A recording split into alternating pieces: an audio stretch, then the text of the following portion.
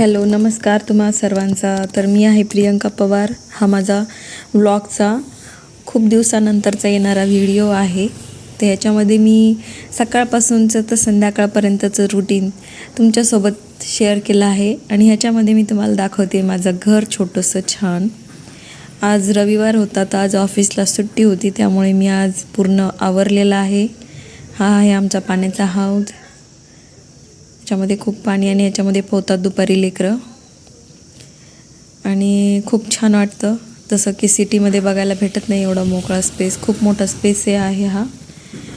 आणि इकडे पाठीमागे खूप छान झाडं आहेत. जांभळाचं झाड आहे, परत एक छोटंसं बेलाचे सागाचे खूप झाडं आहेत. बघू शकता तुम्ही, खूप सुंदर असं वातावरण आहे.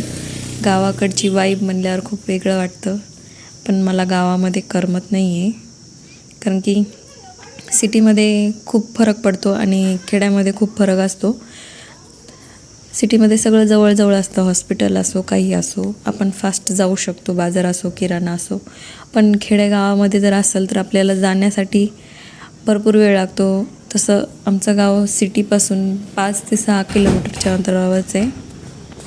आणि बघू शकतो कसं आहे गावाकडचं वातावरण? चांगले छान आहे ना. कोणाकोणाला गावाकडचं वातावरण आवडते सांगा लवकर. मला इथं आम्ही क्रिकेट खेळत होतो. इथं लेकरं दुपारी क्रिकेट खेळतात आणि नंतर ना दुपारून काय करतात मग? झोपून राहतं क्रिकेट खेळून. तर असं आहे आमचं छोटंसं घर. तुम्हाला कसं वाटलं कमेंट करून नक्की सांगा. आणि याच्या पुढचे व्हिडिओ मी कसे बनवू प्लीज सजेस्ट करा. तसा व्हिडिओ मी बनवण्याचा प्रयत्न करेल. आणि याच्यामध्ये पण आणखीन काय काय बदल करायला पाहिजे की व्लॉगमध्ये कोणते व्लॉग टाकायला पाहिजे हे नक्की सजेस्ट करा. तर बघू शकता झाडं. असं आपण सिटीत जर राहिलं तर आपल्याला एवढे झाडं लावायला पण भेटणार नाहीत आणि बघायला पण भेटणार नाही.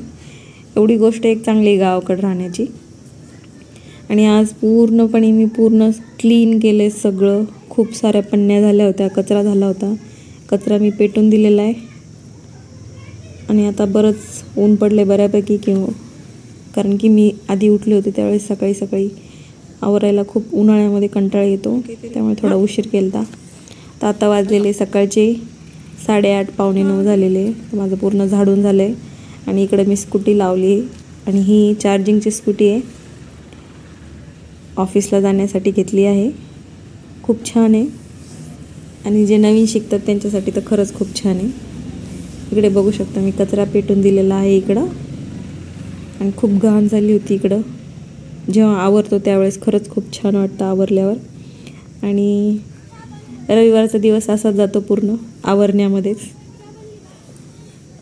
स्वतःला वेळ भेटतच नाही, पूर्ण आवरण्यामध्ये वेळ जातो. तरी पण आता स्वतःसाठी पण थोडासा वेळ काढणार आहे. आणि हा इथं बसलेला आहे आमचा मोती. मोती एकदम थंड जागेवर बसतो. मस्त सावली जिथं असेल तिथं मोती बसतो. आणि दुपारी त्याला इतकी गरमी होती की जिथं पाणी असेल तिथं उकरत बसतो, शेक हँड करतोय. मोती आम्ही बरेच, आता माझी दिदी ज्यावेळेस 4-5 महिन्याची होती तेव्हापासून मोती आणलेले आम्ही. आता 8-9 वर्ष तर सहज झालीत मोतीला. आणि हे बघू शकता दुपारी दारामध्ये खारुताईचे पिल्ले झाडावरून खाली येतात, खातात. खूप भारी वाटतं. सिटीमध्ये नाही बघायला भेटणार हे सर्व गोष्टी. मस्त वाटते असं वातावरण. है ना दिदू? ते बघ खारुताईचं पिल्लू खाली येईल.